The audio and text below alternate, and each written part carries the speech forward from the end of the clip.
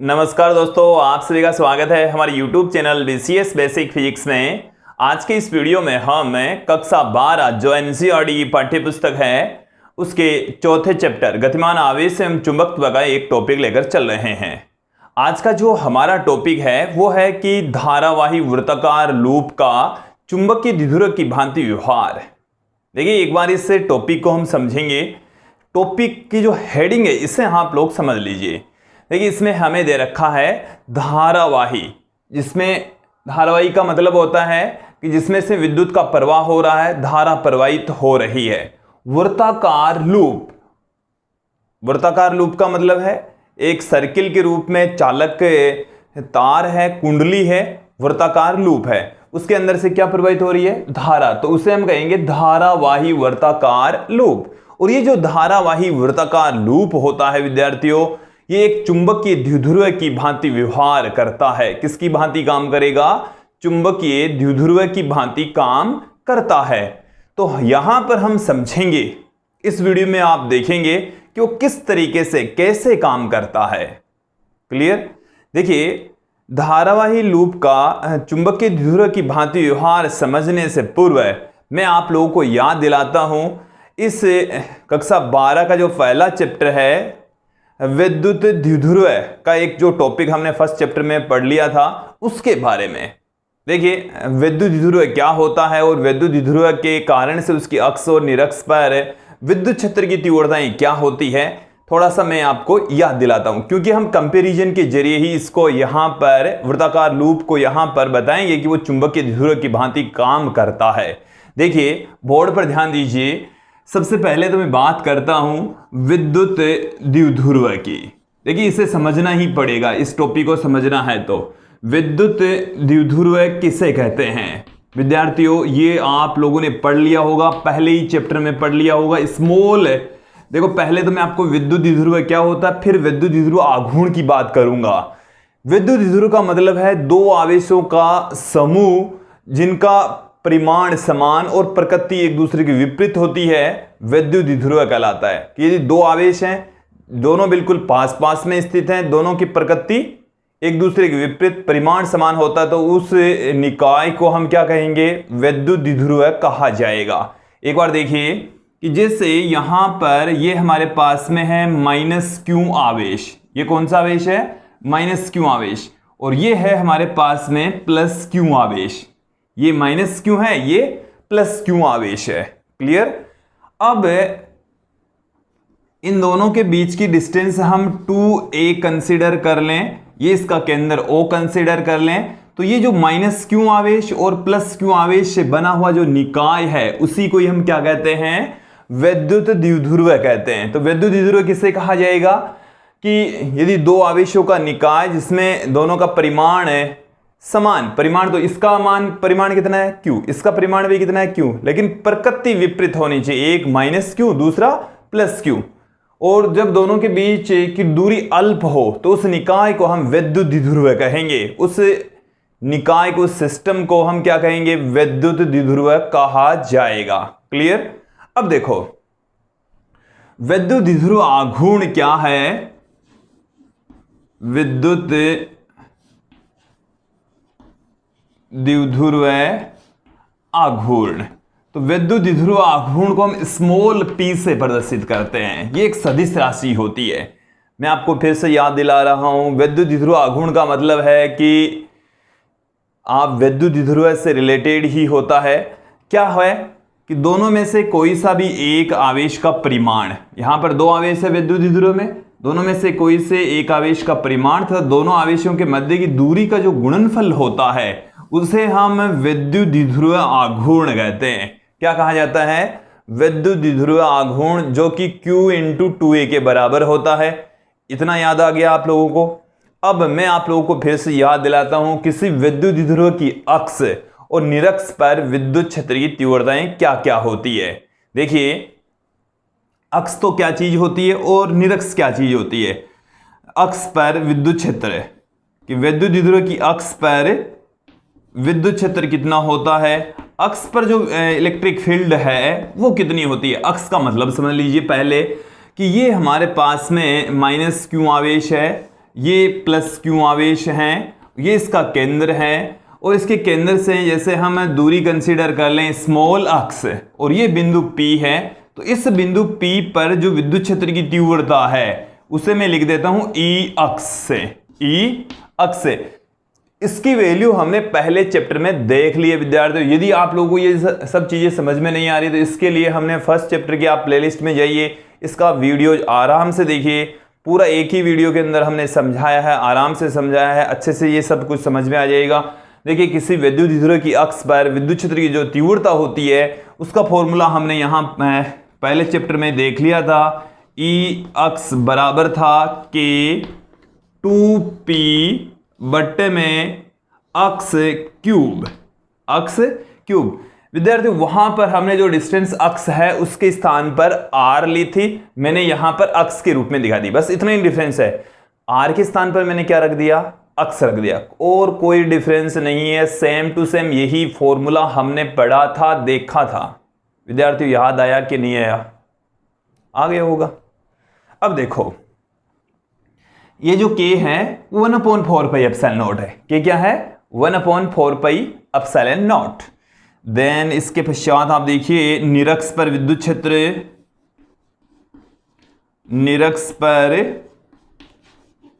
विद्युत क्षेत्र, निरक्ष पर विद्युत क्षेत्र की जो वैल्यू होती है वो कितनी होती है?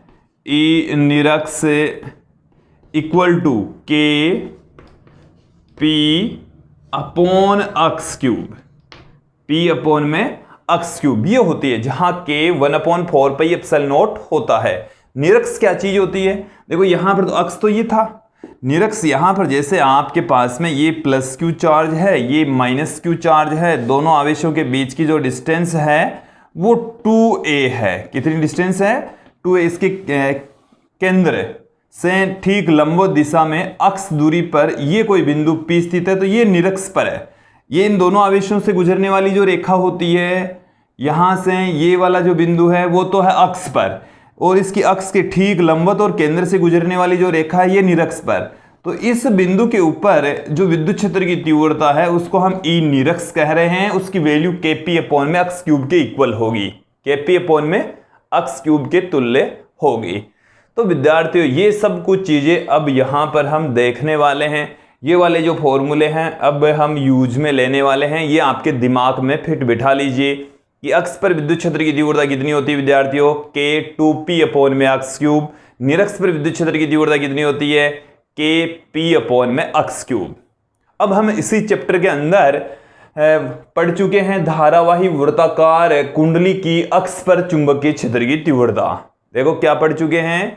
धारावाही वृत्ताकार कुंडली की अक्ष पर चुंबकीय क्षेत्र की तीव्रता का अध्ययन हम कर चुके हैं। बायो सावर्ट का नियम हमने पढ़ा और उसका एक अनुप्रयोग हमने ये देखा कि वृत्ताकार कुंडली की अक्ष पर जो मैग्नेटिक फील्ड है वो कितनी होती है। तो वही अनुप्रयोग मैं आपको यहाँ पर फिर से याद दिला रहा हूँ। ये जो टॉपिक हम देख रहे हैं वो पीछे वाले जो हमने पीछे जो इतना भी पढ़ा है उनसे रिलेटेड है, काफ़ी ज़्यादा रिलेटेड है। तो यहाँ पर आप देख लीजिए। अब देखिए विद्यार्थियों, धारावाही वृत्ताकार कुंडली की अक्ष पर चुंबकीय क्षेत्र की तीव्रता का व्यंजक हम पढ़ चुके हैं और वो यहां पर मैं आपको याद दिलाता हूं। क्या पढ़ चुके हैं आप लोग? ये जैसे हमारे पास में धारावाही वृत्ताकार कुंडली है, ये क्या है? धारावाही वृत्ताकार कुंडली है जो कि बोर्ड के तल के लंबवत रखी हुई है। ठीक है, इसके केंद्र O से स्मॉल अक्स दूरी पर, कितनी दूरी पर? स्मॉल अक्स दूरी पर यहां पर बिंदु P स्थित है जिस पर हमने मैग्नेटिक फील्ड फाइंड आउट कर लिया था। इस वृत्ताकार कुंडली की जो रेडियस है वो है कैपिटल R और इसमें से जो बहने वाली धारा है वो है कैपिटल I। कैपिटल I धारा प्रवाहित हो रही है। इसके केंद्र O से इसकी अक्ष, ये इसके केंद्र से और इसके तल के ठीक लंबवत जो रेखा है वो इसकी अक्ष कहलाती है। ये क्या है? इसकी अक्ष। और इसकी अक्ष पर जो चुंबकीय क्षेत्र है वो हम पढ़ चुके हैं। वो हमने क्या पढ़ा है? देखिए, वृत्ताकार कुंडली की अक्ष पर चुंबकीय क्षेत्र की तीव्रता, वृत्ताकार कुंडली की अक्ष पर चुंबकीय क्षेत्र की तीव्रता, चुंबकीय क्षेत्र की तीव्रता आपने क्या पढ़ी है, B इक्वल टू देखिए आपने क्या देखा था, म्यू जीरो, यदि इसे कुंडली में फेरों की संख्या कैपिटल N है तो N I capital R square बट्टे में 2 R स्क्वेयर प्लस अक्स स्क्वेयर की घात 3/2, ये फॉर्मूला हमने पढ़ा था, ये हमने देखा था, mu zero N I R square upon 2 x square plus R square की घात 3/2 हमने देख लिया था। क्लियर। अब देखिए यदि यहां पर हम ये कंसिडर कर लें कि जो अक्स का मान है वो कैपिटल R की तुलना में ज्यादा है, अधिक है, अक्स का मान तो ज्यादा, R का मान जब छोटा होता है तब क्या होगा। देखिए यदि जो अक्स है वो बड़ा है R से, तो जो अक्स स्क्वेयर होगा, अक्स स्क्वेयर R स्क्वेयर की तुलना में अधिक होगा, मतलब बहुत ज्यादा अधिक हो जाएगा। और जब अक्स स्क्वेयर की वैल्यू R स्क्वेयर की तुलना में काफी अधिक है तो अक्स स्क्वेयर की तुलना में R स्क्वेयर को नगण्य मानकर छोड़ देंगे। तो देखिए यहां पर इस ब्रैकेट के अंदर दो राशियां हैं, अक्स है और R है। अक्स स्क्वेयर की वैल्यू काफी बड़ी है R स्क्वेयर की वैल्यू की तुलना में, तो इस R स्क्वेयर को इस अक्स स्क्वेयर की तुलना में हम नगण्य मानकर छोड़ देंगे। इस ब्रैकेट में हम R स्क्वेयर को नहीं लिखेंगे, नगण्य मानकर छोड़ दिया हमने। तो देखिए क्या आ जाएगा हमारे पास में, अक्स स्क्वेयर की तुलना में, अक्स स्क्वेयर की तुलना में R स्क्वेयर को नगण्य मानने पर, नगण्य मानने पर या नगण्य मानकर छोड़ने पर, जब नगण्य मान लेंगे तो अक्ष पर चुंबकीय क्षेत्र की जो तीव्रता है mu zero N I R square upon 2 अक्ष का स्क्वेयर का क्यूब। देखो यहां पर क्या है, अक्ष का स्क्वेयर, अक्ष का स्क्वायर और उसकी घात 3/2, क्योंकि R स्क्वायर को नगण्य मान लिया तो अक्ष स्क्वायर आ गया, अक्ष स्क्वायर घात 3/2, 2 से 2 कैंसिल हो गया, क्या आ गया, अक्ष का क्यूब आ गया, अक्ष का क्यूब। तो यहां से इस ब्रैकेट के अंदर आ जाएगा अक्ष क्यूब, तो यहां पर मैंने पुट कर दिया ये अक्ष क्यूब। विद्यार्थी ये समझ में आ गया आप लोगों को। अब देखिए हम चुंबकीय द्विध्रुव आघूर्ण बराबर क्या जानते हैं, इससे पहले मैं इस इक्वेशन को mu zero N I pi R square बट्टे में 2 पाई अक्स क्यूब, मैंने इसको पाई से ऊपर नीचे मल्टीप्लाई कर दिया, पाई से मैंने ऊपर नीचे इसको गुणा कर दिया है, तो हमारे पास में क्या आ जाएगा, B इक्वल टू हमारे पास में देखिए क्या आ जाएगा, mu zero N I 2 pi x cube. अब यहां पर देखिए pi into R square, R इस वृत्ताकार कुंडली की रेडियस, पाई R स्क्वायर इस वृत्ताकार कुंडली का क्षेत्रफल हो जाएगा। पाई R स्क्वायर क्या हो जाएगा, पाई R स्क्वायर क्या हो गया, वृत्ताकार कुंडली का क्षेत्रफल, वृत्ताकार कुंडली का क्षेत्रफल हो जाएगा, वृत्ताकार कुंडली का क्षेत्रफल है ये। तो मैं यहां पर A पुट कर देता हूं, क्या पुट कर दिया हमने, A पुट कर दिया, तो mu zero N I A बट्टे में 2 पाई अक्स क्यूब, ये हमारे पास में आ चुका है। अब देखिए विद्यार्थियों, हम चुंबकीय द्विध्रुव आघूर्ण के बारे में आप लोगों को बता चुके हैं। चुंबकीय द्विध्रुव आघूर्ण क्या था, चुंबकीय द्विध्रुव आघूर्ण को हम स्मॉल m से पुट करते हैं, किससे लिखा जाता है, स्मॉल m से।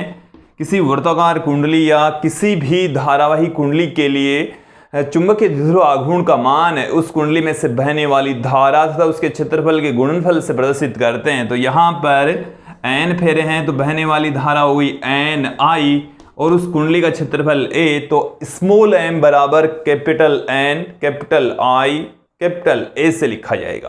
तो चुंबकीय द्विध्रुव आघूर्ण आ गया NIA, NIA। तो मैं इसको क्या लिख दूं विद्यार्थियों, म्यू जीरो। NIA के स्थान पर क्या आ जाएगा, स्मॉल m। देखो मैं इस इक्वेशन को मैं ऊपर नीचे 2 से भी गुणा कर देता हूं। ये तो NIA के स्थान पर तो स्मॉल m आ गया, 2 यहां पर पहले से पड़ा था, 2 से मैंने ऊपर नीचे गुणा कर दिया तो 2 पाई, और 2 से ऊपर नीचे गुणा किया तो यह हो गया 4 पाई।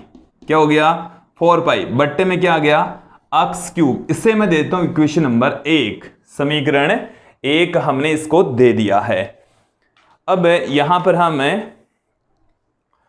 ये तो आ गया हमारे पास में अक्ष पर चुंबकीय क्षेत्र की तीव्रता का सूत्र, म्यू जीरो अपॉन 4 पाई 2m अपॉन में x cube, mu zero upon 4 पाई 2m अपॉन में x क्यूब, जहां म्यू जीरो है निर्वात की चुंबकशीलता, स्मॉल m है चुंबक के द्विध्रुव आघूर्ण बस, और अक्ष है अक्ष एक्सिस पर डिस्टेंस, केंद्र से डिस्टेंस।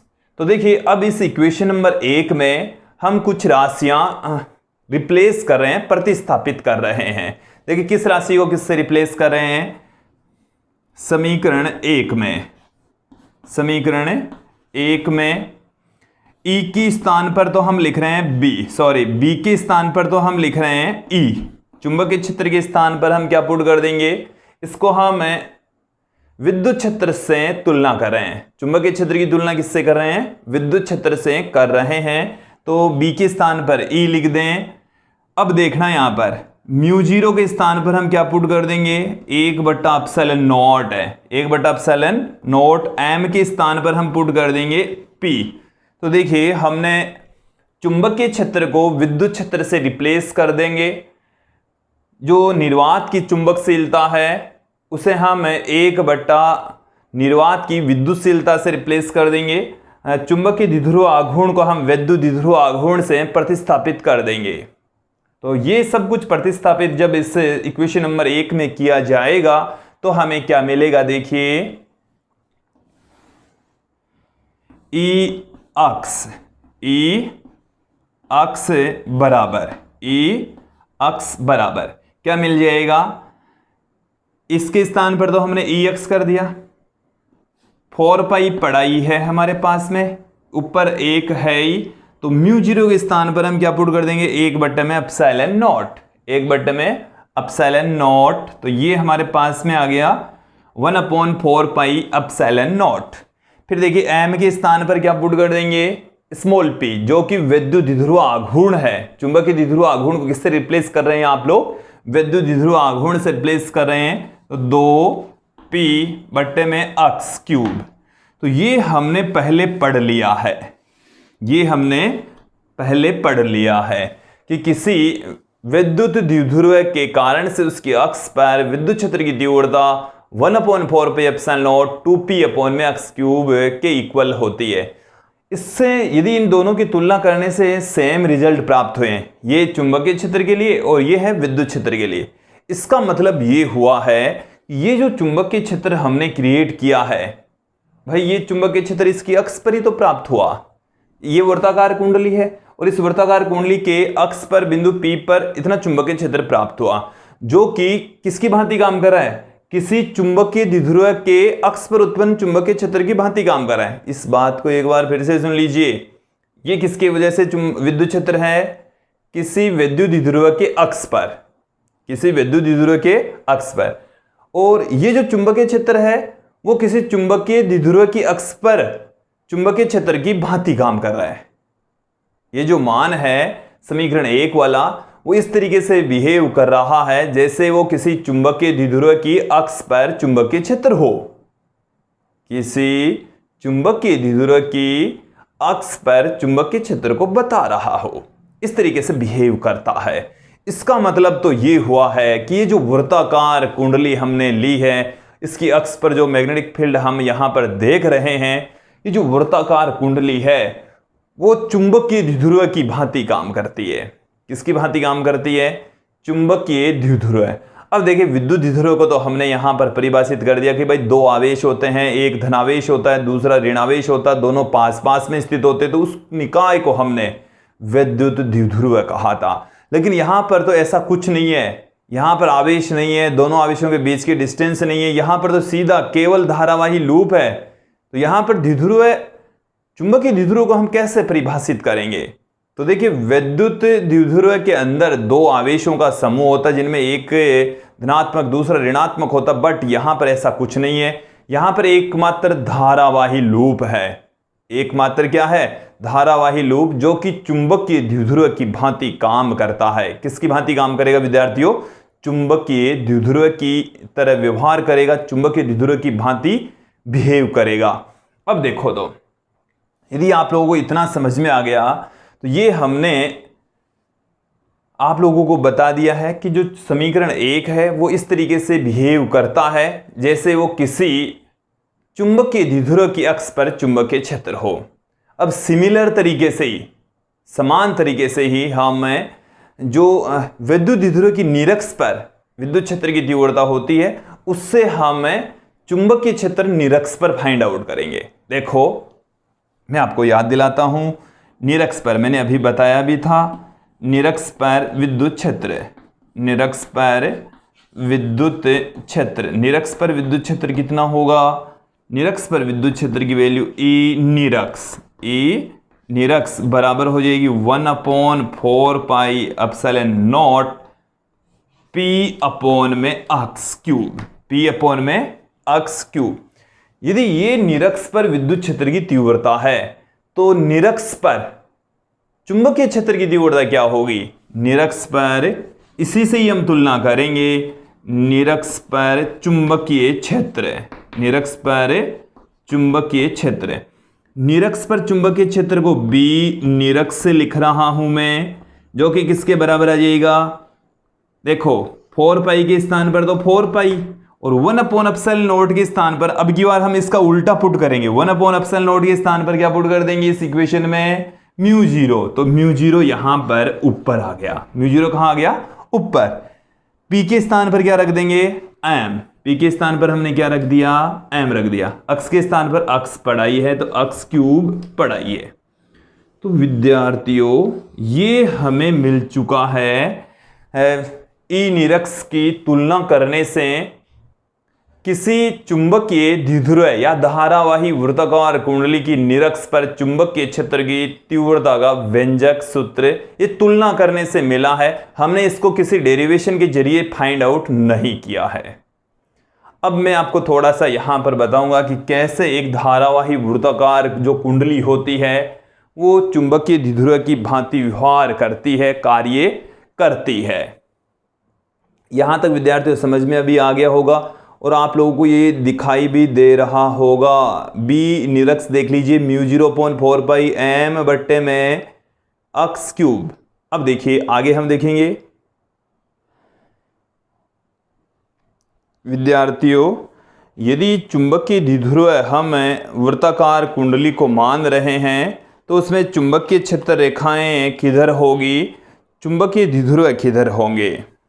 देखो थोड़ा सा मैं समझाता हूं आप लोगों को कि जैसे हमने यहां पर ये वृत्ताकार कुंडली कंसीडर की, ये हमारे पास में क्या है? वृत्ताकार कुंडली है। ये हमने क्या मानी है? वृत्ताकार कुंडली मान ली।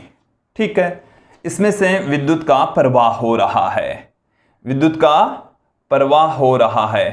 तो यहां से आप देखेंगे, चलिए मैं डायरेक्शन अभी दिखा देता हूं। पहले मैं इस तरीके से कुंडली को आप लोगों के सामने रख देता हूं। ये हमारे पास में वृत्ताकार कुंडली है, ये इसका केंद्र है और इसके केंद्र से ये इसकी अक्ष है। अब यहां पर जो चुंबकीय क्षेत्र है आप देखेंगे कि यदि इस डायरेक्शन में धारा का प्रवाह हो रहा है, इस दिशा में धारा बह रही है, इस दिशा में, तो जो मैग्नेटिक लाइंस हैं, देखो अंगूठा मेरा देखिए बाहर की ओर निकल रहा है, तो यहां से जो चुंबकीय क्षेत्र रेखाएं हैं वो बाहर की ओर निकलेगी। किधर निकलेगी? बाहर की ओर निकलती है, इस तरीके से बाहर की ओर निकलेगी। यहां पर ये मैंने चुंबकीय क्षेत्र रेखाओं की डायरेक्शन दिखाई है। ये इसकी अक्ष है। ये क्या है? इसकी अक्ष है। अब ये चुंबकीय क्षेत्र रेखाएं इस तरीके से होगी विद्यार्थियों, ऐसे, और ये आगे जाकर मिल रही है, या इस तरीके से ये घूमकर इस तरीके से भी आ सकती है। ये देखिए, एक तरफ हमने थोड़ी सी जगह कम रखी है, दूसरी तरफ हम इसको अच्छे से समझ लेते हैं। इस तरीके से ये चुंबकीय क्षेत्र रेखाएं इसमें से बाहर निकलेगी और क्लोज लूप का निर्माण कर लेगी। इस तरीके से ये घूम कर वापस यहीं पर इसमें प्रवेश करेगी, इसमें प्रवेश करती है। इस तरीके से इसमें प्रवेश करेगी, इस तरीके से इसमें प्रवेश करेगी। तो ये हमारे पास में मैंने दिखा दी है किसी धारावाही वृत्ताकार लूप के लिए चुंबकीय क्षेत्र रेखाएं, चुंबकीय क्षेत्र रेखाएं। अब मैं आपको थोड़ा सा याद दिलाता हूं, आपने छोटी कक्षाओं में पढ़ा होगा कि ये है छड़ चुंबक। ये क्या है? छड़ चुंबक है। वैसे हम इस चैप्टर में भी इस चैप्टर में तो नहीं पढ़ेंगे, लेकिन अगला जो चैप्टर होगा उसमें छड़ चुंबक के बारे में संपूर्ण जानकारी आप लोगों को दे भी देंगे। इसमें दो चुंबकीय ध्रुव होते हैं, उत्तरी ध्रुव तथा दक्षिणी ध्रुव। उत्तरी ध्रुव तथा दक्षिणी ध्रुव होते हैं, और दोनों एक साथ में युग्म के रूप में पाए जाते हैं। तो इस छड़ चुंबक को तो हम चुंबकीय द्विध्रुव कह सकते हैं। इस छड़ चुंबक को क्या कहा जा सकता है? चुंबकीय द्विध्रुव कहा जा सकता है। इसे हम चुंबकीय द्विध्रुव कहेंगे, क्योंकि इसके अंदर क्या होते हैं? दो ध्रुव होंगे। ये जो N और S है, इनको हम चुंबकीय ध्रुव कहते हैं। दोनों की प्रकृति एक दूसरे के विपरीत होती है। इसको एक को हम धनात्मक चुंबकीय आवेश लेते हैं, तो इसको हम ऋणात्मक चुंबकीय आवेश लेते हैं। दोनों की प्रकृति समान, एक दूसरे से कुछ दूरी पर, यदि दोनों की प्रकृति एक दूसरे के विपरीत, परिमाण समान और कुछ दूरी पर उपस्थित होते हैं, तो इस निकाय को हम चुंबकीय द्विध्रुव कहते हैं। बट जो हम धारावाही वृत्ताकार लूप को चुंबकीय द्विध्रुव कह रहे हैं, इसमें उत्तरी ध्रुव दक्षिणी ध्रुव ऐसा कुछ है ही नहीं। तो क्या है फिर भी हम क्या करते हैं, जहां से चुंबकीय क्षेत्र रेखाएं बाहर निकलती है उस फलक को उत्तरी ध्रुव की भांति मान लेंगे, और जहां से चुंबकीय क्षेत्र रेखाएं प्रवेश कर रही है वहां उस फलक को हम दक्षिणी ध्रुव कंसीडर कर लेंगे विद्यार्थियों। तो देखिए, ध्यान देंगे सारे विद्यार्थी कि जैसे ये चुंबकीय क्षेत्र रेखाएं, ये मैंने दिखा दिया है, हमारा है ये धारावाही लूप। ये क्या है? धारावाही लूप है। ये इसका फलक इस तरीके से है। इसमें से चुंबकीय क्षेत्र रेखाएं हमने यहां पर दिखाई, तो इसमें धारा बह रही है इस तरीके से, ऐसे बह रही है। तो चुंबकीय क्षेत्र रेखाएं इसमें बाहर निकल रही है। चुंबकीय क्षेत्र रेखाएं क्या हो रही है? बाहर निकल रही है। तो इस फलक से बाहर निकल रही है, तो ये जो फलक है वो उत्तरी ध्रुव की भांति काम करेगा। जिस फलक से चुंबकीय क्षेत्र रेखाएं बाहर निकलती है, वो जो फलक है वो किसकी भांति काम करेगा? उत्तरी ध्रुव की भांति काम करता है, बिहेव करता है। अब देखो, दूसरा जो डायग्राम है, उस डायग्राम में हम ले रहे हैं, यहां पर आप देखिए कि इसमें चुंबकीय क्षेत्र रेखाएं यहां से, वैसे मैंने फिर से वही तरीका दिखा दिया है, धारा की डायरेक्शन अब की बार हमने इस तरीके से ले ली है। इस तरीके से ले ली तो अंगूठे की दिशा में चुंबकीय क्षेत्र रेखाओं की डायरेक्शन होगी। इसमें अब की बार धारा की दिशा अपोजिट ली है हमने, तो चुंबकीय क्षेत्र रेखाओं की दिशा भी अपोजिट हो जाएगी, और ये जो फलक हैं वो दक्षिणी ध्रुव की भांति काम करेगा। तो देखिए, एक फलक यदि इसमें से इस तरीके से धारा बह रही है, देखो एक तरफ इसको इस तरफ से देख रहे हैं तो किधर धारा बह रही है? एंटी क्लॉकवाइज दिशा में धारा बह रही है, वामावर्त दिशा में धारा बह रही है, घड़ी की सुई की विपरीत दिशा में धारा प्रवाहित हो रही है। यदि आप अब देखना, यदि देख रहे हैं आप, तो अब घड़ी की दिशा में, और मुझे ये घड़ी की विपरीत दिशा में घूमती हुई नजर आ रही है, तो एक तरफ से इस धारा को देखेंगे तो दक्षिणावर्त दिशा में, जैसे आप लोगों को ये किधर घूमता हुआ दिख रहा है? दक्षिणावर्त दिशा में। और जैसे देखो मैंने हाथ को वैसे ही घुमा रहा हूं, अब देखिए, अब आपको लगेगी वामावर्त दिशा में, एंटी क्लॉकवाइज डायरेक्शन में अंगुली को घुमा रहा हूं, धारा को प्रवाहित करवा रहे हैं। तो यदि किसी वृत्ताकार कुंडली के एक फलक को आप देखेंगे तो उसमें धारा दक्षिणावर्त दिशा में जाती हुई नजर आएगी, दूसरी दिशा से हम देखेंगे तो वामावर्त दिशा में जाती हुई नजर आएगी। और एक फलक उत्तरी ध्रुव की भांति काम करेगा, दूसरा फलक दक्षिणी ध्रुव की भांति काम करता है। भांति ही काम करता है, होते नहीं इसमें, वास्तविक रूप में इसमें कोई चुंबकीय ध्रुव नहीं होते। किसमें? धारावाही वृत्ताकार लूप में। फिर भी मैंने आप लोगों को समझा दिया कि इस तरीके से ये उत्तरी ध्रुव है, इस तरीके से दक्षिणी ध्रुव की भांति व्यवहार करता है। तो दोस्तों हमने इस वीडियो में देख लिया है कि एक जो धारावाही वृत्ताकार लूप होता है वो चुंबकीय द्विध्रुव की भांति बिहेव करता है, व्यवहार करता है। यहां पर हम आगे वाले चैप्टर में पढ़ेंगे कि दोनों चुंबकीय द्विध्रुवों को हम अलग नहीं कर सकते, अलग करना संभव नहीं है, एकल चुंबकीय ध्रुव का अस्तित्व नहीं होता। और यहां पर भी ऐसा पॉसिबल नहीं है कि इसको उत्तरी ध्रुव तथा दक्षिणी ध्रुव को हम अलग कर सकें। वैसे ये फलकों के रूप में हमने दिखाए हैं, वास्तव में प्रभावी रूप से ये पाए ही नहीं जाते। तो दोस्तों ये था आज का हमारा वीडियो, जिसमें आपने देखा कि एक धारावाही वृत्ताकार लूप चुंबकीय द्विध्रुव की भांति बिहेव करता है, व्यवहार करता है। आज के लिए इतना ही, धन्यवाद दोस्तों।